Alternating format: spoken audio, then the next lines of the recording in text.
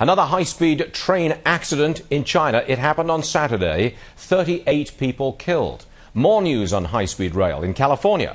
What you're seeing now is video from China. That was the accident on Saturday, 38 killed. Now, in California, there are so many complaints about high-speed rail that officials are trying to save it by making it slower speed rail. President Obama is putting tens of billions of taxpayer dollars into high-speed rail projects. Is it worth it? Joining us now is Andy Kunz from the U.S. High-Speed Rail Association. Andy, you've been on the show before. We appreciate you coming back again. It seems to me that the key players, they're walking away from this thing. They're in retreat. I put it to you that high-speed rail, despite all this taxpayer money, it's dead in America. What do you say? I would say absolutely not. It's alive. It's certainly struggling. I'll agree with you there, but this is an important project for the country. We really have to build it. I know you're behind it. I know you think we have to build it, but you got to see it. Look, we're in retreat in California. That was one of the biggest high-speed rail projects in full-scale retreat. People object to the construction process. They object to the cost. It's going nowhere. Well, I mean, these are big projects. There's no question. Every big road project controversial. That's just the way they are. They're huge infrastructure projects. They span hundreds of miles. They will touch people's properties. So it's definitely going to be controversial. There's no question about that. Andy, beyond the controversy you just talked about, let's just talk about dollars and cents. Spain has the biggest high-speed rail network in Europe. They've got 20% unemployment. China has a $275 billion deficit because no one takes those trains. How do you really continue to push for this from an economic point of view when all we're going to have are these gigantic white elephants that nobody uses?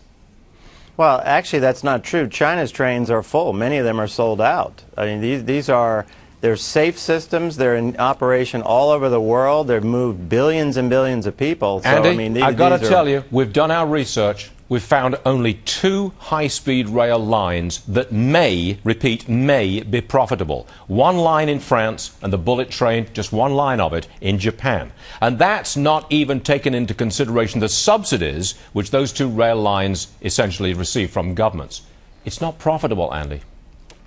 All transportation is subsidized. Roads are not profitable. Aviation is not profitable. So, I mean, these are systems that make an economy flow. They are, you know, required and necessary for an economy to operate. How do you respond to the customers out in California who say, you know, we're just going to take the flight from Southern California to Northern California instead of taking the train because, number one, it's quicker because they're not even going to be high speed anymore, and number 2, it's cheaper?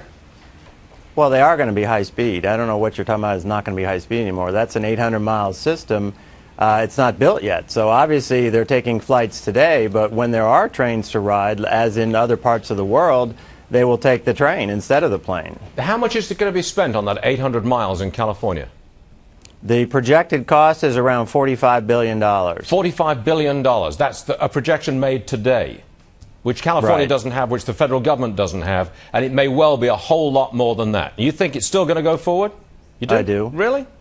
High-speed rail? Because it'll be done in phases, of course. It's not going to be $45 billion all at once. There'll be segments built in, you know, probably 8 different phases, and that's how they're built around the world. They don't build all 800 miles at once. Italy is actually right now building that many miles. A brand new system in Italy. We thank you for being on part of the show. I completely disagree with you. I think it's a boondoggle. I don't think it's going to get built. But look, thanks for being on the show. We appreciate it. Grind your axe, young man. We appreciate it. All right, time for